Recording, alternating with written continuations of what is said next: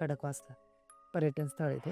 जायच्या यायच्या रोडला रात्री अपरात्री मी जेव्हा एकदा तिकडे गेले नकळत, तेव्हा मला असं बेचैनी जाणवायची त्या जागी गेल्याच्या नंतर.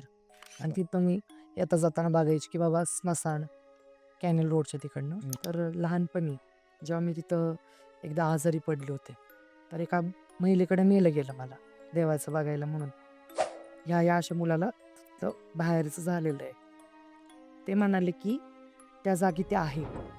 सगळं झालं आणि नैवेद्य ठेवता असताना त्यांनी मला सोबतच नेलं होतं, कारण की त्या बाईने सांगितलं होतं तिथं जा, त्याच्या हाताने तेथून मागं वळून बघू नको.